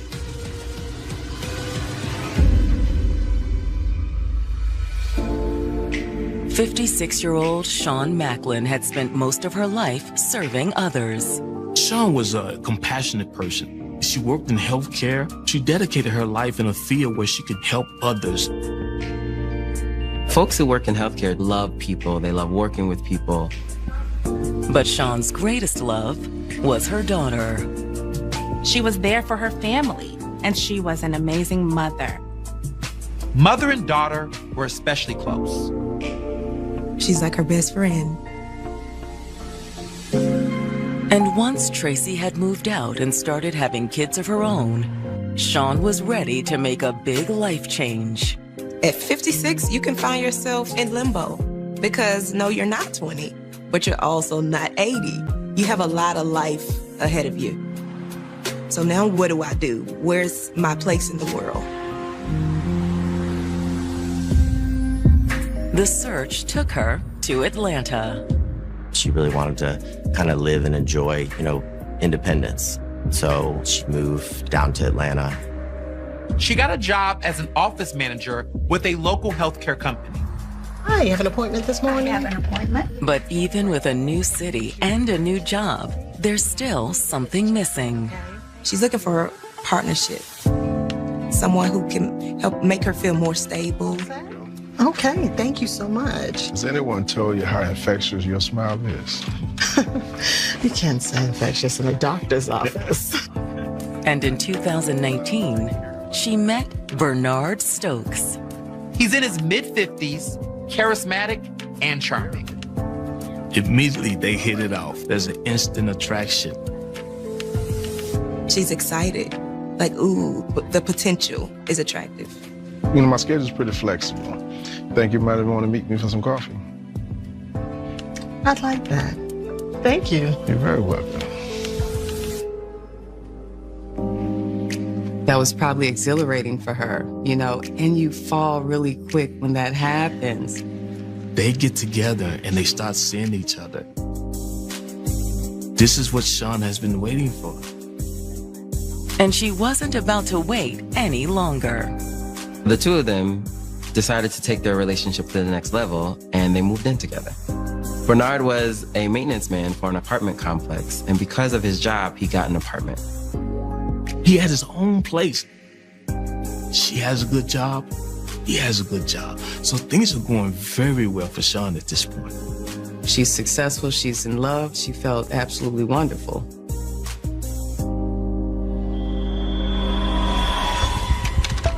Okay. But now Shawn's daughter has called the Atlanta police, worried about her mother. When she called, she said that they usually talk every single day, and she hadn't heard from her in like 5 days. I'm afraid she might have fallen. Her mother had recently fractured her foot and was wearing a boot on her leg. With this boot on her foot, it's probably more challenging to move. Her daughter said she would have checked on Sean in person, but she lives out of state. And with the pandemic still a threat, her travel options are limited. In November of 2020, even though the pandemic was kind of settling down, we were still in limbo in Atlanta. People were still dying because of COVID. It was still a very, very serious disease. Not being able to see loved ones, not being able to see friends, that whole social dynamic really caused people some stress and anxiety. No problem. We'll get someone right over there. Thank you. A welfare check is basically 911 dispatcher will dispatch an officer out to a location, and the officer will basically knock to see if someone comes to the door. They may walk around, look in the windows, looking for any reason for concern. When the officer gets to Sean's apartment, someone answers his knock. A man in his 50s opens the door. It's Sean's boyfriend, Bernard. You hear about Sean? He expresses that he's worried about her.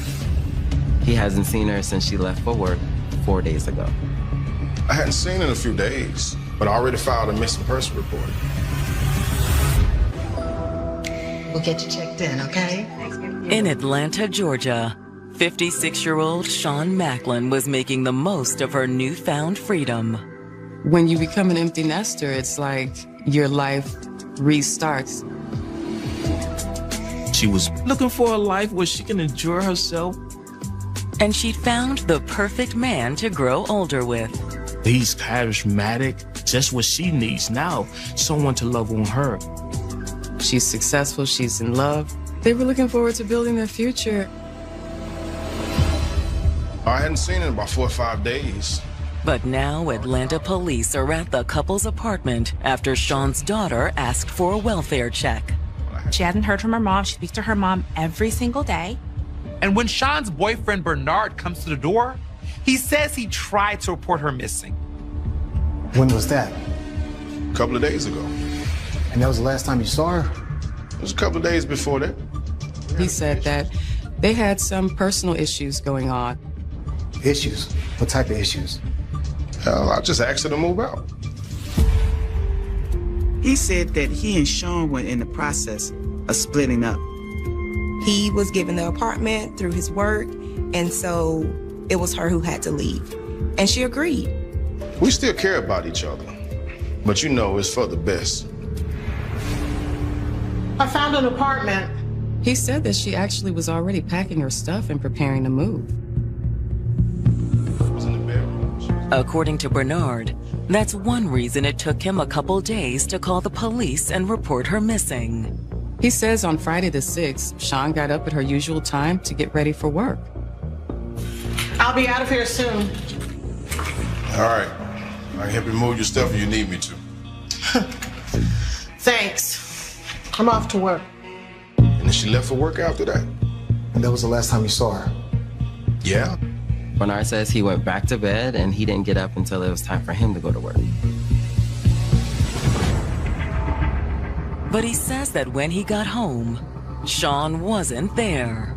Sean didn't come home that night, and Bernard thought maybe she spent the night at a friend's house. But then the weekend came and went with no sign of her. It wasn't until Sunday when he started getting worried. He noticed that her SUV had been parked in the same spot as it was on Thursday night. That's what prompted him to call the police because he thought something was wrong. I called the cops. They came out, but they didn't believe me. I called 911 to say, hey, I'm concerned about her. After the officers looked around, they said that they didn't see anything wrong. Did I get a good number? Especially after he explained that Sean was in the process of moving out.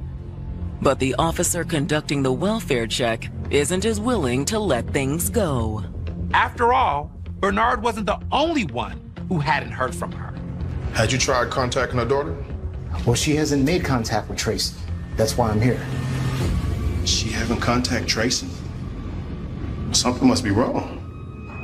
Let me make contact with the detectives and I'll be in touch. After talking to Bernard, the officer passes the information off to detectives. Got a possible missing person. first, he confirmed that he had called the police and attempted to report her missing.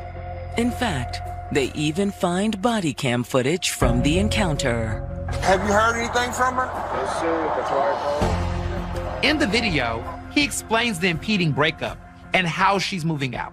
So man, if I look around, I'll go ahead. Look. Her stuff haven't moved since then? No, sir, and that was my concern. With little else to go on, the officer's hands are tied. I looked at the arrest record. She's not showing up on that either, as well as any hospital. But based on what they've learned from Sean's daughter and Bernard, investigators certainly feel the situation merits a missing persons report.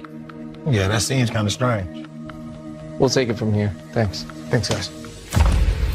The detectives started by issuing a subpoena for Sean's cell phone records.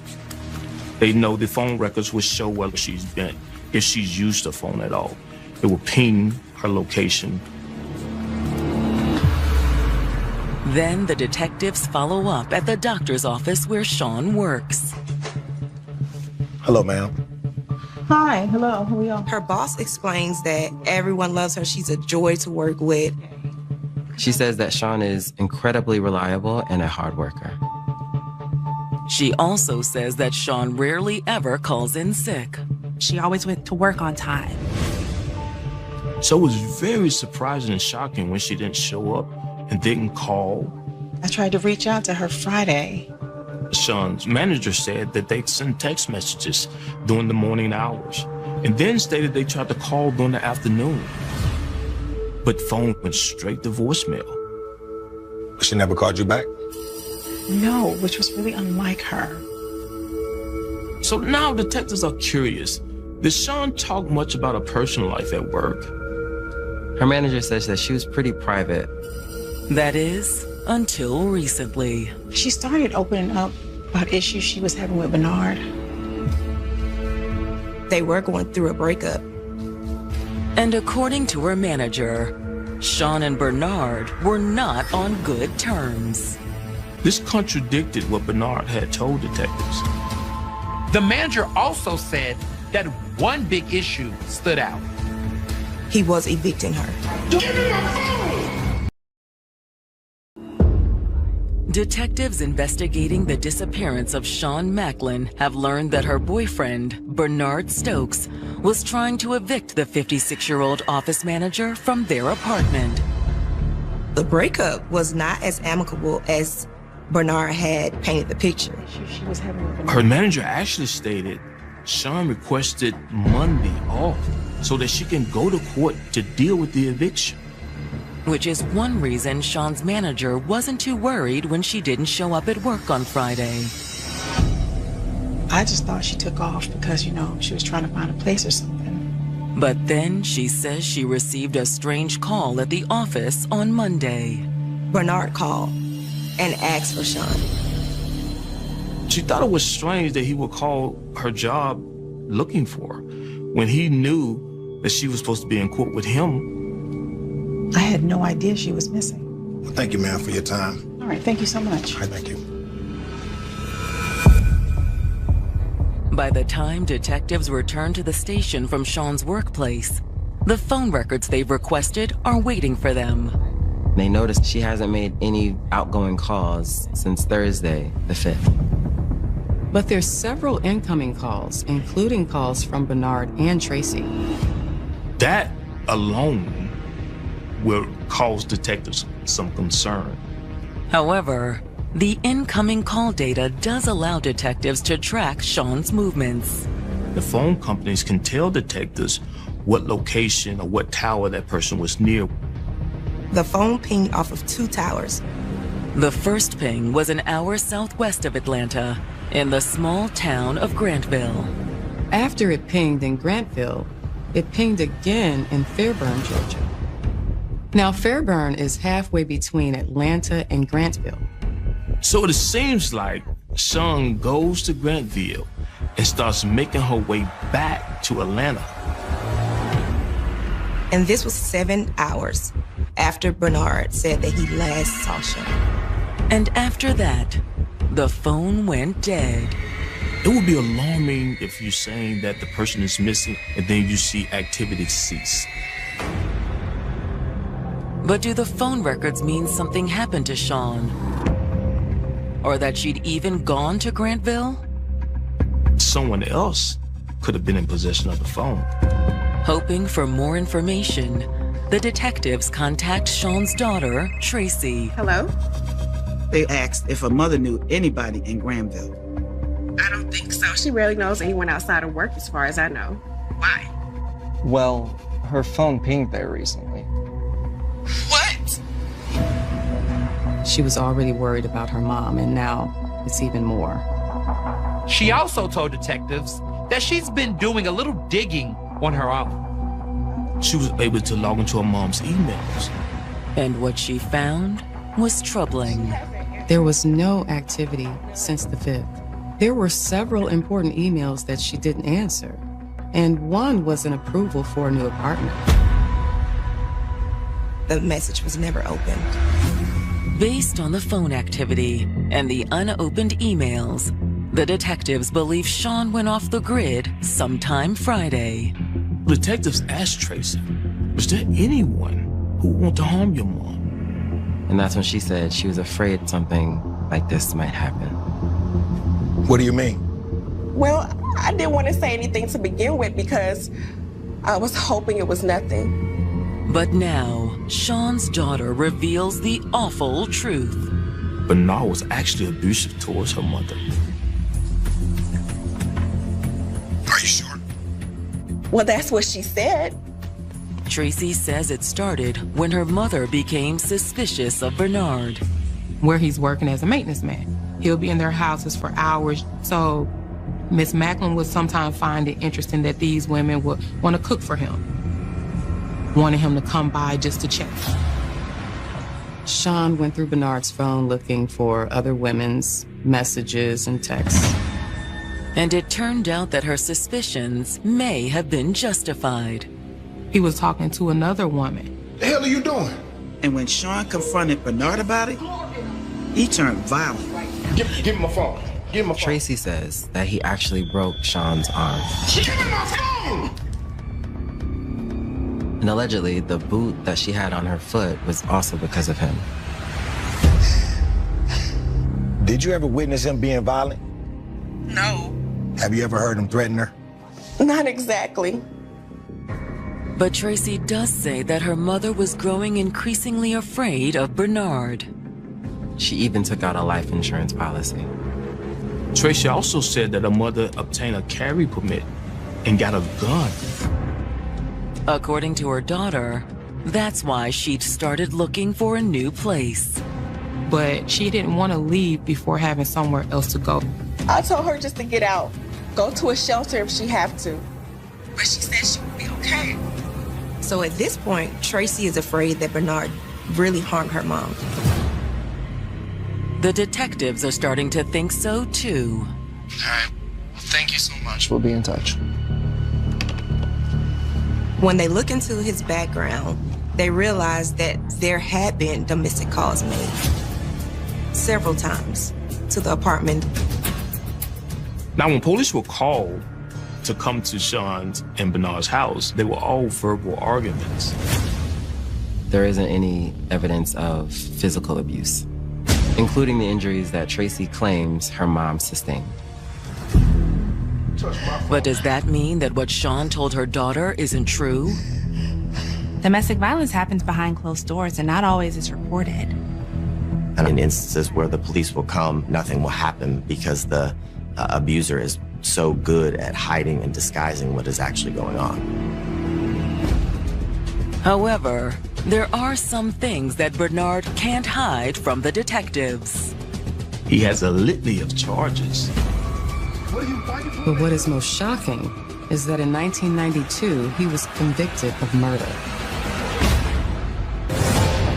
Detectives investigating the disappearance of Sean Macklin have just learned that her boyfriend Bernard has been previously convicted of murder. In the 1992 murder, he killed his roommate.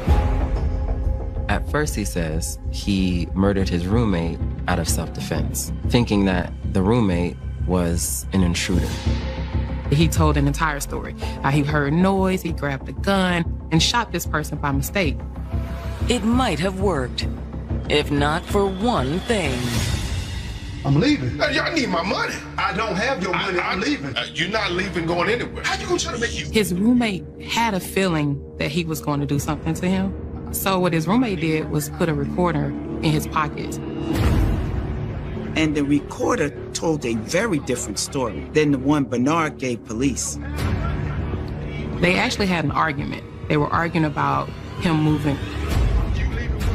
This was a dispute over rent. Why you pulling that gun? During this argument, he's asking Stokes questions. Why do you have that gun in your hand? What are you gonna do with that gun? And you can hear the gun go off. The recording even captured Bernard attempting to cover up the crime. Stokes calls 911, tell 911 that he believes that someone was trying to break into the home, and he mistakenly shot this roommate. The tape was more than enough to put Bernard away. He took that case to trial, he lost, and he was convicted. He served more than 20 years in prison before being released on parole. And now that Sean is missing, the detectives wonder if Bernard is making a second attempt at getting away with murder. When he was caught the first time, he had all these years to kind of think about the mistakes that he had made.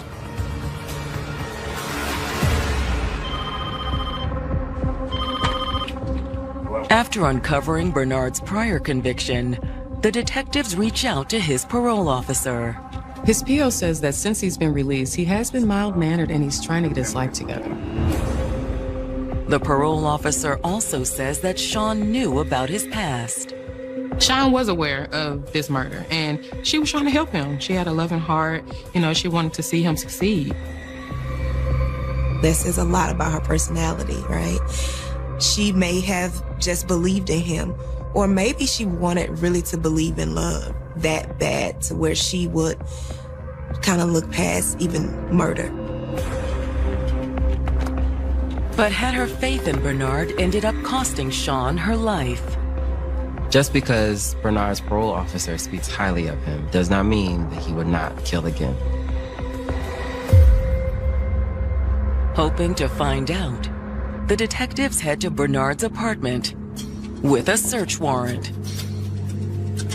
How's it going? We got a warrant to search your apartment. When detectives confront Bernard, he doesn't shy away from his criminal background, nor does he shy away from the domestic calls. But he does say that Sean was the instigator. She's jealous, she's controlling. She even tried to call my kid's mom and threaten her. It was crazy. He definitely tried to make himself into the victim. According to Bernard, that's why they were splitting up. He said he just got tired of Sean's jealousy. So He just wanted her to leave. And when she tried to stall it, she said she had to wait till she get her place. That's why he had no choice but to file the eviction. The detectives have their doubts, though. Eviction wasn't the only way to get rid of Sean. So she just left? Yeah. And I'm not lying about it. Look here. He tells detectives he has a video, and you can see how Sean was. He actually recorded the last argument they had.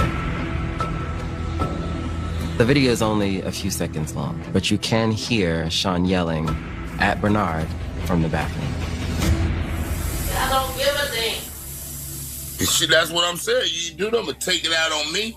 I ain't taking nothing out on you.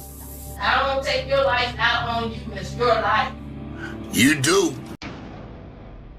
And Bernard explains that this is a clear indication that she was alive and well the morning of her disappearance. He says this happened moments before she left for work. But is it the proof Bernard claims it is? And do you know where she went after she left? No. He told him it was none of his business since they were broken up. And he also says that he went back to sleep after she left for work on Friday morning. And he didn't leave the apartment until it was time for him to go to work, which was around 8 a.m. That's what Bernard claims, but the detectives aren't willing to take his word for it. Well, we're gonna take a look around. Hang tight. And since they have a search warrant, there's nothing he can do to stop them from looking around. They also luminol the apartment. Luminol is a chemical that can reveal where someone has cleaned up bloodstains. At first, the results are disappointing. That's until they get to the bathroom. And when we luminol the bathroom, you could see blood.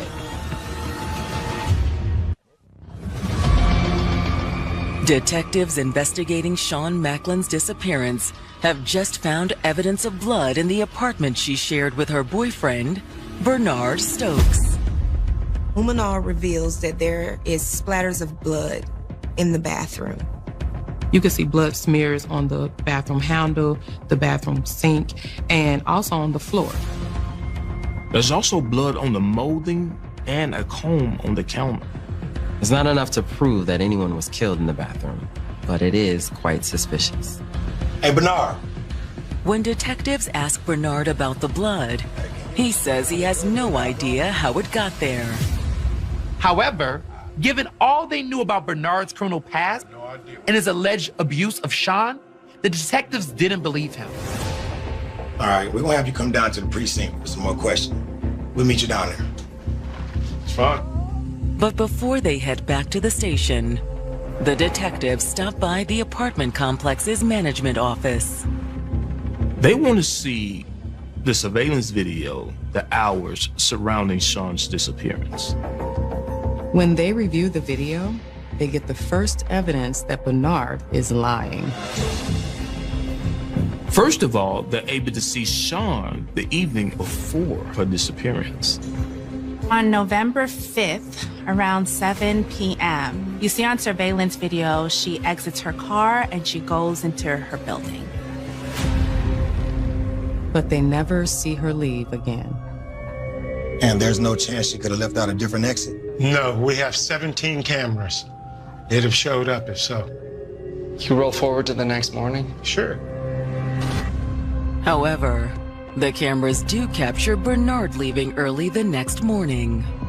They see Bernard leave the apartment on the 6th at 6:52 a.m. Earlier, in his statement to police, he said he didn't leave till 8 that morning.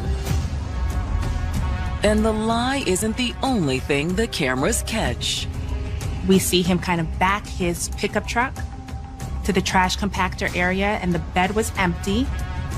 Unfortunately, the cameras don't pick up what happened.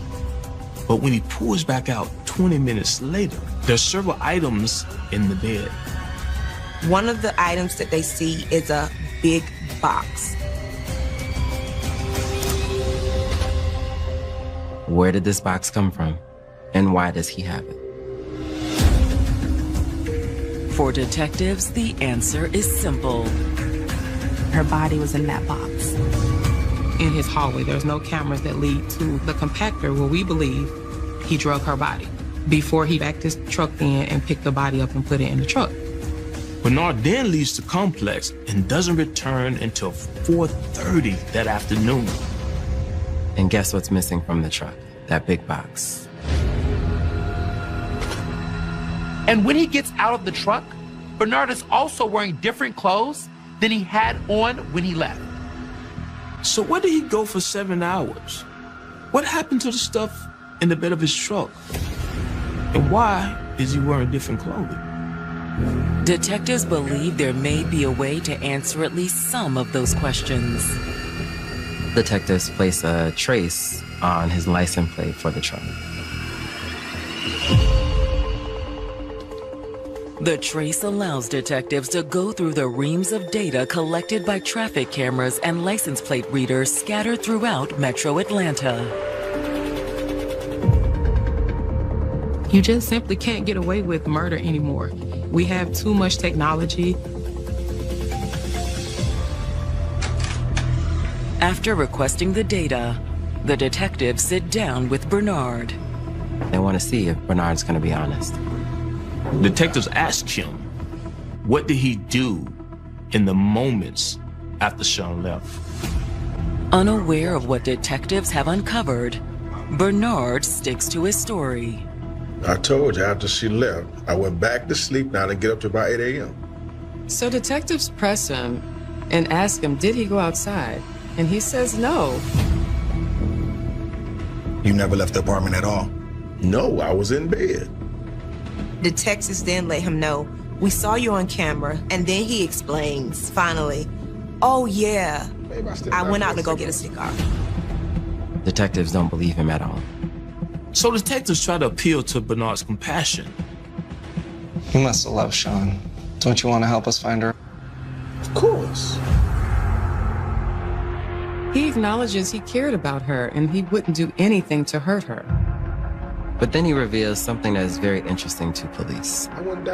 He tells detectives that he believes Sean and her daughter organized her disappearance. Why would they do that? To get back at me, I guess. He said Sean was mad that he was kicking her out. And you didn't have anything to do with it. That's what I've been trying to tell you. But the detectives are about to call his bluff. So, you don't have a problem taking a polygraph test? And that's when he shuts down. He does not want to talk anymore. It's like I'm gonna need a lawyer. When I figured out he was on parole just short of a year, it was mind-blowing to me because this man was getting a second chance at life that many people who have committed a murder just do not get. And it just goes to show his arrogance and his ego was something that did not change over the 27 years that he had to think about the wrongs that he did in the early 90s. The core of who he was unchangeable. Suspected of killing his missing girlfriend, Sean Macklin, 57-year-old Bernard Stokes is now refusing to say more to detectives without an attorney. He stopped talking as soon as the detective suggested that he take a polygraph. It's enough to convince the detectives that he's lying. We know that they were going through problems. She was leaving him. And so as we know, an indicator of homicide is when the victim of the domestic violence finally decides to leave. However, something is still missing. You have a murder case without a body. Which is why the detectives had high hopes for the license plate recognition data. And when they receive the results of the trace, they get a clear picture of where Bernard went the morning Sean disappeared. Bernard left Atlanta and headed to Grantville. Exactly where Sean's phone pinged. 2 hours later, he was recorded in College Park, a few miles from where Sean's phone last pinged. Then they pick up his truck in Riverdale at a store. Through surveillance, we watch him buy new men's clothes, going into the men's bathroom, changing those clothes from the clothes that he had on from when he left the apartment, and then throwing those clothes into the dumpster. But unfortunately, even with a detailed plot of Bernard's movements that day, detectives still come up short. They never found her body, other than the hits of following him through the course of him driving throughout Georgia. We don't know what he did. That is something that's still a mystery to us. Bernard, stand up. Despite that, the detectives place Bernard under arrest for murder. Phone data, the license plate, the blood in the bathroom, and the surveillance video was enough evidence to make a good case. But without Sean's body, will it be enough for a conviction when Bernard goes on trial in October of 2023? These cases are often very hard to prosecute. That's a very difficult climb because you have jurors wondering, do you really know if this person is dead or not? I'll be out of here soon. When they lay out their case, the prosecutors contend that Bernard and Sean got into an argument because she was leaving him. She got approved for her apartment the day that we believe this disagreement happened. Mr. Stokes knew that. So you think you're just gonna move out? I thought that's what you wanted. It's possible that his goal in evicting Sean was another attempt at maintaining control. And when she did not beg for him back, when he lost that control, he couldn't take it. The prosecutors admit that they don't know exactly how he killed Sean.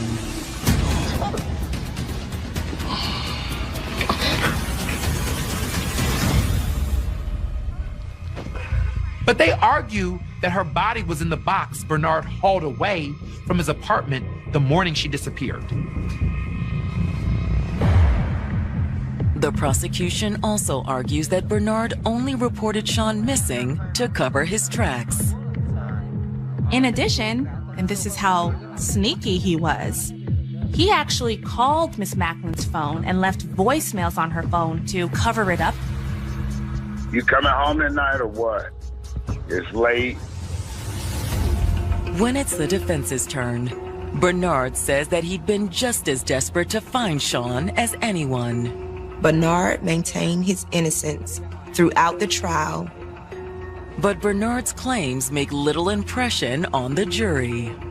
Even without a body, the jury believes that the evidence is sufficient to convict Bernard. He didn't think that people would take all the steps necessary that would be required to prove him guilty of murder. And, we did. He was sentenced to life without the possibility of parole.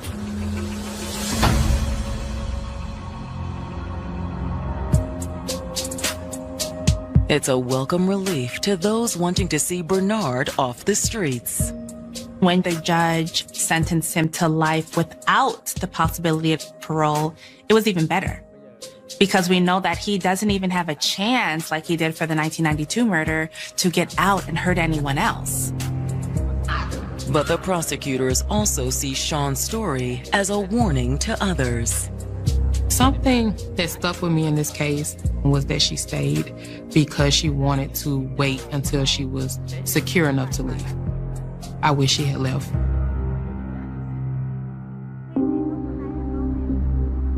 It also continues to haunt the family and friends that Sean left behind. It's challenging because they never found the body. When we're thinking about grief, when we're thinking about closure, without having a body, having a memorial, it doesn't allow you to process your emotional experiences. And for her daughter, Sean's loss means that her children will grow up without their grandmother. Grief is tricky. It'll sneak up on you when you least expect it. So when grief comes out of nowhere, you flow with it. You process it. Find the different tools to help you connect to the loved one, to the memories. Process your emotional experiences. That way you don't get stuck in the quicksand. Sean was a good woman who raised her daughter, who built a career and worked hard for herself. She thought she was lucky to find love again in her 50s.